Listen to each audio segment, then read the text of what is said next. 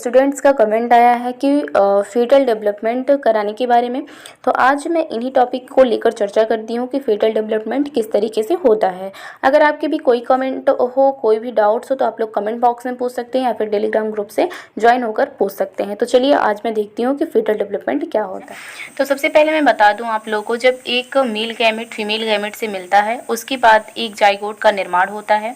Zygote के निर्माण के बाद जाइगोट जब 0 से 2 वीक के बेबी को हम जाइगोट के नाम से जानते हैं।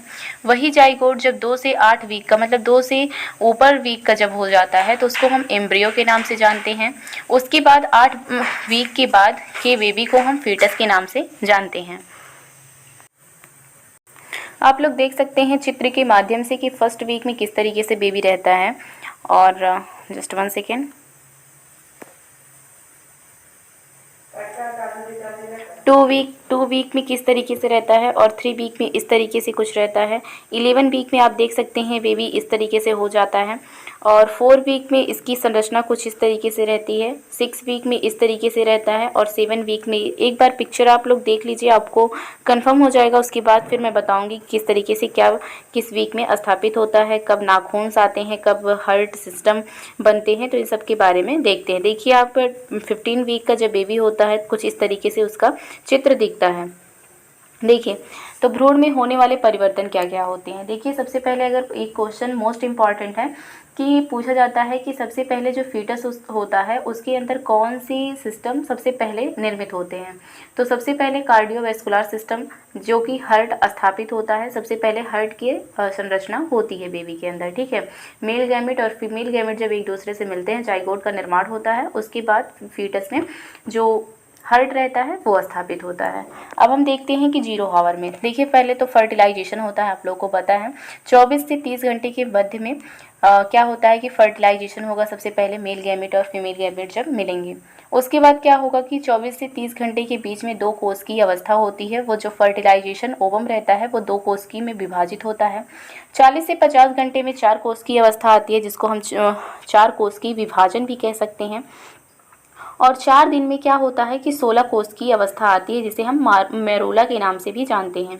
तो जब 4 दिन हो जाता है फर्टिलाइजेशन के, तो उस के बाद 16 कोष की विभाजन होता है और 16 कोष की विभाजन को हम मोरुला के नाम से जानते हैं। तो ये मोस्ट इम्पॉर्टेंट है, हमेशा पूछा जाता है कि 16 कोष की विभाजन को और किस नाम से जानते हैं, तो और हम मोरुला के नाम से जानते हैं। फिर क्या होता है कि फिर 6 से 7 दिन का बात आता है कि 6 से 7 दिन में क्या होता है। पहले हम बात करते हैं कि 5वें दिन क्या होता है। तो 5वें दिन पता है कि ब्लास्टोसिस्ट का ये 6 से 7 दिन जो होता है वो निषेचित अंडा जो होता है वो उसका इम्प्लांटेशन प्रारंभ हो जाता है, ठीक है। तो यहाँ 5वें दिन रहेगा, ये 6 से 7 दिन इम्प्लांटेशन की प्रक्रिया स्टार्ट होती है, मतलब वो प्रारंभ हो जाता है इम्प्लांटेशन। और इम्प्लांटेशन पूर्ण रूप से 11वें दिन होता है। तो बात करते हैं कि 5वें दिन क्या होता है। तो 5वें दिन जो है ब्लास्टोसिस्ट का निर्माण, जो कि मोरुला कोशिकाओं के बीच फ्लूइड भर जाने के कारण इसका आकार जो होता है वो बढ़ जाता है, उसी को हम ब्लास्टोसिस्ट के नाम से जानते हैं। मतलब जो मोरुला होता है, मोरुला की कोशिकाओं के बीच फ्लूइड कुछ भर जाता है। जैसे मोरुला हुआ तो उसकी कोशिकाओं के बीच फ्लूइड भर गया, जब वो भर जाता है तो उसको हम ब्लास्टोसिस्ट के नाम से जानते हैं। ये संरचना हम कब जानते हैं, 5वें दिन जानते हैं। फिर 6 से 7 दिन में इम्प्लांटेशन की प्रक्रिया स्टार्ट हो जाती है। और 11वें दिन जो होता है, हम ये क्वेश्चन भी काफ़ी इंपॉर्टेंट है, हमेशा पूछा जाता है कि इम्प्लांटेशन की प्रक्रिया कब जो है पूर्ण हो जाती है। तो कब पूर्ण होती है, वो 11वें दिन पूर्ण होती है। ये प्रारंभ नहीं होती, वो ये पूर्ण हो जाती है, ठीक है। 11वें दिन पूर्ण हो जाती है। अच्छा, 2 से 3 सप्ताह के बीच क्या होता है। तो देखिए 2 से 3 सप्ताह के बीच जो है, यहाँ लिख लेते हैं 2 से 3 वीक पे। 2 से 3 वीक में क्या होता है कि जो भ्रूण की लंबाई होती है, फीटस की लंबाई होती है, वो 2 से 3 mm होती है। रक्त परिसंचरण प्रारंभ हो जाता है, मतलब ब्लड सर्कुलेशन इसका स्टार्ट हो जाता है। जो मैंने आपको बताया कि सबसे पहले कार्डियोवैस्कुलर सिस्टम जो होता है वो स्थापित होता है। फिर उसके बाद क्या होता है कि हृदय जो होता है, वो हार्ट जो होता है वो किस शेप्ड का रहता है, वो ट्यूबुलर शेप्ड का होता है। तो ये फीटस डेवलपमेंट के बारे में है, इसमें एक एक पॉइंट मोस्ट इंपॉर्टेंट है, आपको याद करना है। आप सेकेंड ईयर में हैं तब भी आप आपको रटना है और सेकेंड ईयर में तो ऐसे ही लिखने के लिए आता है, लेकिन जब आप कॉम्पिटिशन का एग्जाम देंगे तो कोई भी पूछ लेता है कि 6 से 7 दिन में क्या होता है, ब्लास्टोसिस्ट का निर्माण कब होता है, या फिर कब लंबाई 5 से 6 mm होती है, फिर कब बेबी 3 सेंटीमीटर का हो जाता है। तो इस वजह से आपको सारे सिस्टम अच्छे तरीके से अभी से ही याद करने हैं कि कब किस स्टेज में कितने सेंटीमीटर होते हैं, क्या क्या चीज़ें स्थापित होती हैं। नेक्स्ट क्या है कि 4 वीक में क्या होता है। तो 4 वीक में देखिए जो लंबाई होती है वो 4 mm हो जाती है इसकी।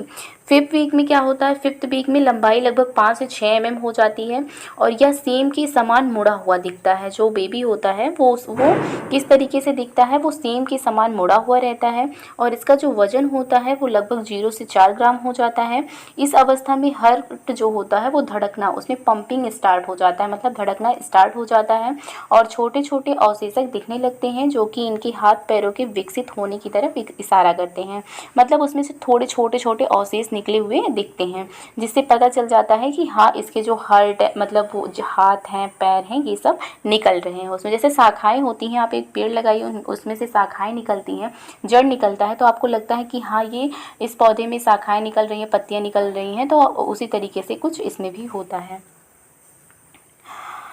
और क्या होता है कि 8 वीक में क्या होता है। तो 8 वीक में देखिए जो लंबाई होती है ना वो 3 सेंटीमीटर हो जाती है। कितनी होती है लंबाई, 3 सेंटीमीटर हो जाती है और वजन इसका जो होता है वो लगभग 2 ग्राम तक हो जाता है। मोस्ट इंपॉर्टेंट थिंग्स है कि अम्लाइकल कॉर्ड के द्वारा परिसंचरण लगभग स्थापित हो चुका होता है। तो ये क्वेश्चन पूछ सकता है कि अम्लाइकल कॉर्ड के द्वारा परिसंचरण लगभग कब स्थापित हो चुका होता है। तो आपको ऐसे ऑप्शन दे देगा 5 वीक, 8 वीक, 12 वीक, तो उसमें आपको 8 वीक सेलेक्ट करना है। फिर उसके बाद क्या है कि सिर जो होता है वो शरीर के अनुपात में बड़ा दिखने लगता है। जो सिर होता है मतलब शरीर जो होता है सिर के अकॉर्डिंग छोटा दिखता है और सिर बड़ा दिखता है। 8 सप्ताह का जो फीटस होता है वो मानव भ्रूण के रूप में पहचाना जा सकता है, जो कि मैंने आपको पहले ही बताया। ये चीज़ें याद रखिए कि 0 to 2 वीक का जो बेबी रहता है उसको हम जाइगोट के नाम से जानते हैं। 2 से 8 वीक का जो फर्टिलाइज्ड जो प्रोडक्ट रहता है उसको हम एम्ब्रियो के नाम से जानते हैं और 8 वीक के बाद जो फर्टिलाइज्ड प्रोडक्ट रहता है उसको किस नाम से जानते हैं, उसको हम फीटस के नाम से जानते हैं। ठीक है, बात करते हैं कि 12 वीक में। तो 12 वीक में जो लंबाई होती है वो लगभग 8 से 9 सेंटीमीटर हो जाती है। वजन कितना होता है, वजन जो होता है वो 45 से 50 ग्राम होता है। हाथ पाँव की उंगलियां जो होती हैं वो स्पष्ट दिखने लगती हैं और ये पूछ सकता है किडनी के द्वारा मूत्र के निर्माण कब प्रारंभ हो जाते हैं। तो ये भी आपको काफ़ी इंपॉर्टेंट रहने वाला है। किडनी के द्वारा मूत्र निर्माण कब स्टार्ट हो जाता है, तो वो आपको 12 वीक लगाना है। और उसमें जो फीटस का लिंग होता है उसको भी हम पहचान सकते हैं, जैसे कि अल्ट्रासोनोग्राफी के द्वारा अगर जब किसी को चेकआउट करवाना रहता है तो वो लोग ये पहचान सकते हैं। ठीक है, जो कि अभी बंद हो गया है, इस पे बैन लग गया है, बट फिर भी 12 वीक में पहचाना जा सकता है। इलेक्ट्रॉनिक यंत्रों के द्वारा हृदय गति सुनी जा सकती है, जैसे कि फीटोस्कोप हो गया, इन सब से हम क्या डॉपलर हो गया, इन सब से हम क्या सुन सकते हैं, जो फीटस का हार्ट साउंड है उसको सुन सकते हैं। इससे हमें पता चल सकता है कि हाँ बेबी लाइव है या अलाइव है। ठीक है, अब हम बात करते हैं कि 16 वीक में क्या होता है। तो देखिए 16 वीक में जो लंबाई होती है वो लगभग 15 से 16 सेंटीमीटर होती है। अच्छा, आपको अगर इसकी पीडीएफ चाहिए तो आप टेलीग्राम ग्रुप से ज्वाइन हो सकते हैं, वहाँ पे मैं इसका पीडीएफ सेंड कर दी हूँ। ठीक है, तो वहाँ पे आप लोग पीडीएफ से भी देख सकते हैं और बाकी क्लास से भी समझ सकते हैं। वजन जो होता है वो 170 से 180 ग्राम होता है। भ्रूण में जो सक्रिय गति होती है ना वो भी उपस्थित हो जाती है, मतलब जो गति होती है उसकी वो सक्रिय हो जाती है। अभी तक क्या रहती है कि कभी इरेगुलर गति करता रहता है, मतलब कभी गति करता है कभी नहीं गति करता, कभी गति करता है कभी नहीं करता। तो लेकिन अभी क्या होता है कि सब स्टार्ट हो जाता है। तो क्या होता है कि लेनेंगो जो हेयर होते हैं, लेनेंगो हेयर वो भी विकसित हो जाते हैं, जो कि छोटे छोटे रोम जो होते हैं उनको हम फीटस के अंदर जो छोटे छोटे रोम होते हैं उनको हम लेनेंगो हेयर के नाम से जानते हैं। इस समय फीटस का लिंग जो होता है वो निर्धारण किया जा सकता है। तो मतलब 16 वीक में भी आप कर सकते हैं और 12 वीक में भी आप कर सकते हैं। फिर आंतों में इंटेस्टाइन में मेकोनियम उपस्थित हो जाता है। तो मेकोनियम किसे कहते हैं पता है, मेकोनियम जो फर्स्ट बेबी स्टूल होता है उसको हम मेकोनियम के नाम से जानते हैं। और जब फीटस जो होता है वो गर्भ में रहता है, यूट्रस में रहता है, तो उसका जो स्टूल होता है उसको हम मेकोनियम के नाम से जानते हैं। और जब वो फर्स्ट स्टूल पास आउट करता है तो उसको भी हम मेकोनियम के नाम से जानते हैं। अब हम बात करते हैं कि 20 वीक में क्या होता है। तो लंबाई जो होती है वो लगभग 19 से 20 सेंटीमीटर हो जाती है। वजन जो बेबी का होता है वो 450 से 480 ग्राम हो जाता है। लेनिंगो मतलब जो हेयर्स होते हैं वो पूरे शरीर में आ जाते हैं और फीटस की हलचलें जो होती हैं माँ को महसूस होने लगती है। अच्छा, आपको ये पता है कि जो फर्स्ट हलचल होती है जो माँ को महसूस होती है उसको हम किस नाम से जानते हैं? आप लोग कमेंट बॉक्स में बताइए कि आप वो किस नाम से जानते हैं। लास्ट वीडियो में मैं आपको बताऊंगी कि ये उसे किस नाम से जानते हैं। ये क्वेश्चन भी काफ़ी इंपॉर्टेंट है और ये 1 नंबर के क्वेश्चन में पूछ लिया जाता है। नेक्स्ट क्वेश्चन है कि अंगुलियों पर नाखून दिखाई देने लगते हैं। ये होता है 20 वीक में अंगुलियों पर जो होता है वो नाखून दिखाई देने लगता है। और अगर आप फीटोस्कोप से देखेंगे हृदय की गति को सुन सकते हैं, बेबी के हृदय की गति को सुन सकते हैं। त्वचा पर वर्निक्स कैसियोसा उपस्थित हो जाता है। तो वर्निक्स कैसियोसा जो होता है वाइट कलर का होता है जो कि बेबी पे दिखाई देता है। और यही वर्निक्स कैसियोसा जब टर्म के समय बेबी आउट होता है तो उसके जहाँ जहाँ पे मुड़ाव रहते हैं वहाँ पे वाइट कलर का आप लोग देखते होंगे। अगर आपकी ड्यूटी या फिर आपकी ट्रेनिंग लगी होगी डिलीवरी रूम में तो आप देखते होंगे वाइट कलर का बेबी के ऊपर लगा रहता है जिसको हम वर्निक्स कैसियोसा के नाम से जानते हैं। ये जब प्री टर्म में होता है तो पूरे बेबी के पूरे शरीर पर वर्निक्स कैसियोसा लगा रहता है। लेकिन जब टर्म के समय मतलब 38 वीक से लेकर 42 वीक के बीच में अगर बेबी हो रहा है तो उसमें वर्निक्स कैसियोसा जो होता है जहाँ पे बेबी का मुड़ाव रहता है, जैसे कि हाथ का मुड़ाव हो गया और जहाँ एंकल हो गया, जहाँ पैर मुड़ाव रहता है, मतलब मुड़ाव की जगह पे वर्निक्स कैसियोसा दिखता है। लेकिन जब 42 वीक के बाद डिलीवरी होती है मतलब पोस्ट टर्म बेबी रहता है तो उसमें वर्निक्स कैसियोसा जो होता है वो अनुपस्थित रहता है। ठीक है, आई होप आप लोग को समझ में आ रहा होगा। तो 24 वीक में क्या होता है उसको देख लेते हैं। तो 24 वीक में जो लंबाई होती है ना वो 28 से 30 सेंटीमीटर हो जाती है और वज़न जो होता है लगभग 750 से 780 ग्राम हो जाता है। मतलब अभी भी वज़न 1 किलोग्राम भी नहीं हुआ रहता है 24 वीक तक भी। वर्निक्स कैसियोसा पूरे शरीर में अवतरित हो जाता है और भ्रूण में सुनने की क्षमता हो जाती है। देखिए 28 वीक में भ्रूण सुन सकता है। जो फीटस रहता है वो आप जो भी बाहर क्रियाकलाप करते हैं बाहर, तभी सब लोग को कहा जाता है कि अच्छी बुक्स पढ़नी चाहिए, अच्छी चीज़ें सुननी चाहिए और कभी भी अगर कोई महिला प्रेगनेंसी में है तो उसे कभी भी लड़ाई झगड़ा या टेंशन वाला काम नहीं करना चाहिए। ठीक है, इसीलिए कहा जाता है अच्छी चीज़ें पढ़नी चाहिए क्योंकि जो फीटस रहता है उसके अंतर्गत भी वो चीज़ों को सुनता रहता है और उसके ऊपर भी इन सब चीज़ों का इफ़ेक्ट पड़ता है। 28 वीक में क्या होता है? 28 वीक में देखिए लंबाई जो होती है वो 36 से 38 सेंटीमीटर हो जाती है। वज़न लगभग यहाँ पे 1100 से 1200, मतलब यहाँ 28 वीक में जाकर जो वज़न होता है वो 1 किलोग्राम हो जाता है।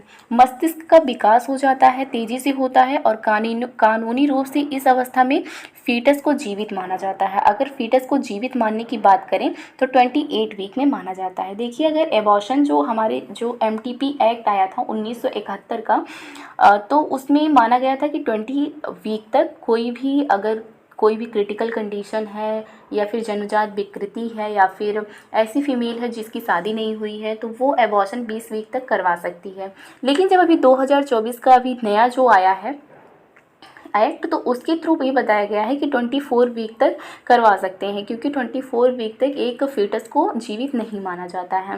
28 वीक तक अगर 24 वीक के बाद का बेबी है तो उसे हम जीवित मानते हैं, मतलब 28 वीक के बेबी को हम जीवित मानते हैं और उसका एबॉर्शन नहीं हो सकता है। तो ये सब एक्ट हैं जिसके थ्रू हम इन सब चीज़ों को एबॉर्शन में वैसे पढ़ेंगे तो मैं आपको यहाँ पे थोड़ा सा बता दी नॉलेज के लिए। फेफड़े में गैस एक्सचेंज करने की क्षमता जो होती है करने में सक्षम होते हैं। यदि गर्भस्थ शिशु का वजन हो जाए तो वह स्वतंत्र रूप से श्वसन कर सकता है। गर्भस्थ शिशु के लिम्स जो होते हैं वो मुड़े हुए होते हैं, मतलब इसमें जो लंग्स होते हैं वो भी स्थापित हो गए रहते हैं और वो जो गैस होता है उसको एक्सचेंज करने में मतलब सक्षम हो जाते हैं। अच्छा, कभी कभी आप लोग सुने होंगे कि 7 मंथ में ही बेबी हो गया और वो क्या हुआ कि कुछ क्रिटिकल कंडीशन के बाद लेकिन वो अभी भी जिंदा है तो उसको हम कहते हैं प्रीटर्म बेबी ही ऐसा होता है। और वो अगर 28 वीक का बेबी है, अगर उससे अच्छा इन्वायरमेंट मिल रहा है, उसकी डिलीवरी हो जाती है तो वो बच्चा जीवित रह सकता है, लेकिन जीने की कंडीशन काफ़ी कम रहती है, क्रिटिकल रहती है, काफ़ी ज़्यादा देखभाल की ज़रूरत पड़ती है। और अगर प्रीटर्म बेबी हो होता है तो उसमें इन्फेक्शन लगने के खतरे ज़्यादा रहते हैं, तो इस वजह से इन्फेक्शन की वजह से वो जीवित नहीं रह पाते हैं। लेकिन कुछ कुछ लोगों में आप लोग सुने होंगे कि 7 मंथ का बेबी था जो कि जीवित है। तो यही है क्योंकि उसमें जो लंग्स होते हैं वो स्थापित हो गए रहते हैं और वो अपनी सांस को स्वतंत्र रूप से चला सकते हैं, उसमें सक्षम हो जाते हैं, इसी वजह से ऐसा होता है। 32 वीक का बेबी क्या होता है कि लंबाई इसकी 40 सेंटीमीटर हो जाती है और वजन लगभग 1.5 से 2 किलो हो जाता है। बोन्स जो होते हैं ये पूर्ण रूप से विकसित हो जाते हैं। 36 वीक का बेबी लंबाई लगभग इसकी 42 से 44 सेंटीमीटर होती है और वजन इसका 2 से 2.5 किलो होता है और लेनोंगे हेयर जो होते हैं वो गायब होना स्टार्ट हो जाते हैं। तो जो लेनोंगे हेयर जो आए रहते हैं 20 वीक में पूरे शरीर में आ जाते हैं ना, वही अभी क्या होते हैं कि अभी गायब होना स्टार्ट हो जाते हैं। गर्भस्थ शिशु की जो त्वचा होती है वो गुलाबी होती है। अच्छा, अगर गुलाबी त्वचा है तो उसको हम क्या मानेंगे, उसको हम एक अच्छा बेबी मतलब पूर्ण रूप से स्वस्थ बेबी मानते हैं। और ये सब हम किसके थ्रू देखते हैं, ये सब हम अपगार स्कोर के थ्रू देखते हैं कि बेबी किस तरीके से है। अपीयरेंस में हम देखते हैं कि बेबी का कलर कैसा है। अपगार स्कोर में आपको लोग को बताऊंगी और कैसे कैसे इसमें पॉइंट्स दिए जाते हैं। अपगार स्कोर के टोटल 10 पॉइंट्स होते हैं और अगर 8 से 10 के बीच में उसके पॉइंट्स आ रहे हैं तो उसको हम स्वस्थ बेबी मानते हैं। 40 वीक में क्या होता है कि लंबाई जो होती है, जस्ट 1 सेकेंड, 40 वीक में क्या होता है लंबाई 45 से 50 सेंटीमीटर हो जाती है और वजन लगभग 2.5 से 3 किलो हो जाता है। मतलब इस टाइम पे अगर बेबी की डिलीवरी हो तो सबसे अच्छा माना जाता है क्योंकि वजन भी इसका नॉर्मल है और वजन भी और वो लंबाई भी, मतलब सब कुछ सही रहता है। 40 वीक के बेबी को एक स्वस्थ बेबी माना जाता है, इसको हम टर्म बेबी कहते हैं। इसी टाइम पर मोस्टली डिलीवरी होती है। वर्निक्स कैसियोसा की मात्रा भी कम हो जाती है और जो वही वाइट कलर के होते हैं लेनिंगे की मात्रा बहुत कम हो जाती है, केवल ऊपरी भुजा तथा कंधों पर उपस्थित होती है। टेस्टिस जो होते हैं वो उदर गुहा से स्क्रोटम में स्थानांतरित हो जाते हैं। मतलब अगर टेस्टिस किस में रहेंगे, अगर बेबी मेल है तो मेल में क्या होता है कि जो टेस्टिस होते हैं वो उदर गुहा से वृषणकोष्ठ में स्थानांतरित हो जाते हैं। बॉडी वेल फ्लेक्स्ड होती है, त्वचा जो होती है वो पिंकिश होती है और नाखून अंगुलियों के सिरों तक पहुंच जाते हैं। मतलब जो नाखून होंगे वो भी अच्छे तरीके से पूरा एक बेबी जिस तरीके से होता है ना, 40 वीक में ही बेबी की डिलीवरी होती है तो आप लोग देखे होंगे कि बेबी में क्या क्या चीज़ें रहती हैं, तो उस तरीके से बेबी की डिलीवरी होने के लिए वो पूर्ण रूप से तैयार हो जाता है। अगर यही इस टाइम पे देखिए, कुछ मैं पॉइंट्स बता देती हूँ। इस टाइम पे जो एमनियोटिक फ्लूइड रहता है वो 600 से 800 ml रहता है और अगर 40 वीक के बाद डिलीवरी होती है तो क्या होता है कि यही जो एमनियोटिक फ्लूइड रहता है वो कम होने लगता है, यहाँ तक कि 400 ml आ जाता है, 200 ml आ जाता है, जिस वजह से क्या होता है कि बेबी में काफ़ी ज़्यादा क्रिटिकल कंडीशन हो जाती है, उसे एक्सफेक्सिया होने की, मतलब उसके मृत्यु होने के कारण ज़्यादा बन सकते हैं। क्योंकि क्या होता है कि वो सांस नहीं ले पाता अच्छे तरीके से और उसमें जो बेबी के लिए एक इन्वायरमेंट चाहिए जिसमें वो तैरता रहता है। तो 600 से 800 ml जो रहता है उसमें बेबी अच्छे तरीके से तैर सकता है, अच्छे तरीके से अपनी जीवन क्रियाओं को संचालित कर सकता है। लेकिन जब 40 वीक से ज़्यादा प्रेगनेंसी हो जाती है, मतलब 42 वीक के बाद अगर डिलीवरी होती है तो उसमें ये सब कंडीशन नहीं होती, एमनियोटिक फ्लूइड कम होने लगता है जिसकी वजह से वो अपने जीवन को स्थापित नहीं कर सकता है और उसको सांस लेने में दिक्कत होती है और जो भी उसकी दैनिक प्रक्रियाएं हैं वो सब नहीं कर पाता है। सो आई होप आप लोग को ये सब चीज़ें समझ में आई होंगी। अच्छा, जो मैंने बताया था कि फर्स्ट जो हलचल महसूस होती है माँ को, उसको हम क्विकनिंग के नाम से जानते हैं। जब बच्चा चलना स्टार्ट करता है, इधर उधर तैरना स्टार्ट करता है, तो वो फर्स्ट हलचल होती है जो माँ को महसूस होती है, तो उसको हम क्विकनिंग के नाम से जानते हैं, जिसको माँ कहती है कि बेबी किक मार रहा है। बट ऐसा कुछ भी नहीं होता, वो किक नहीं मारता, वो अपनी दैनिक प्रक्रियाओं को करने के लिए इधर उधर चलता रहता है। ठीक है, तो चलिए मिलते हैं आपको नई वीडियो के साथ। आई होप आप लोग को चीज़ें समझ में आई होंगी और अगर आपकी कोई भी डाउट्स हो तो आप लोग कमेंट बॉक्स में कमेंट कर सकते हैं।